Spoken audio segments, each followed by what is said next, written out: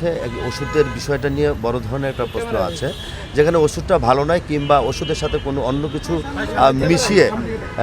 কিছু মিশিয়ে সেখানে ব্যবহার করা হয়, যেই কারণে মশা ঠিকভাবে নিয়ন্ত্রণে থাকে না। তো ওনারা যেইভাবে কথাটা বলেছেন আমাদেরকে, বিষয়টা ওরকম নয়। তারপরও বাদবাকি যে বিষয়গুলো আছে সেটাকে খতিয়ে দেখে আমি আপনাদের সাথে কথা বলতে পারব।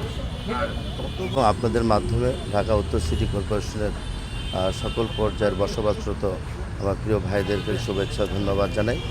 আজকে আমাদের সাথে সহযোগিতা করার জন্য আগামী দিনে যাতে ডেঙ্গু প্রতিরোধ করা যায়, গণপ্রজাতন্ত্রী বাংলাদেশ সরকারের স্বাস্থ্য প্রতিমন্ত্রী ডক্টর মোহিত সাহেব উপস্থিত আছেন। আজকে প্রথমেই আমি অফিস করেছি, অফিসে ছিলাম মাত্র আধা ঘন্টা সময়। স্বাস্থ্য প্রতিমন্ত্রী সহ আমাদেরকে সহযোগিতা করার জন্য একসাথে আবার বেরিয়েছি। আমাদের কিছু পরিকল্পনা আছে, যে পরিকল্পনাগুলো আমরা প্রেস নোটের মাধ্যমে সাংবাদিক বন্ধুদেরকে আমরা জানিয়ে দেবো। যেহেতু আজকে আমার ফার্স্ট অফিস, আমি আমার অফিসের কর্মকর্তাবৃন্দ যারা আছে তাদের সাথে কোনো মিটিং কিংবা কোনো কিছুই করতে পারিনি।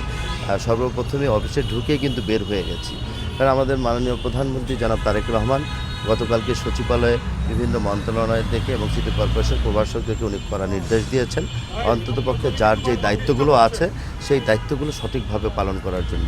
উনি একটা আধুনিক বাসযোগ্য নগর চায় এবং উনি জনগণের কাছে সেটা প্রতিশ্রুতিবদ্ধ। সেই প্রতিশ্রুতিগুলো আমরা বাস্তবায়ন করব জনগণ এবং আমরা অফিসিয়ালি যে আমাদের কর্মকর্তাবৃন্দরা আছে তাদের সকলে সমন্বয়। আর যেই মশকের আপনি কথা বলেছেন যারা এই কাজগুলো করে থাকে, সেটার জন্য একটা মনিটরিং টিম আছে। আমরা একটু আগে জানতে পেরেছি, আমাদের যিনি দায়িত্বে আছেন ব্রিগেডিয়ার কায়েস, উনি নিজেই বলেছেন। আপাতত এটুকু জানি, বাদবাকি একটু পরে আমরা অফিসে গিয়ে ডিপার্টমেন্টাল যে মিটিংগুলো আছে সেই মিটিংগুলোকে আমাকে অবগত করার জন্য আমি ইতিমধ্যে নির্দেশ দিয়েছি। জানার পরে আমি আপনাদেরকে জানাবো।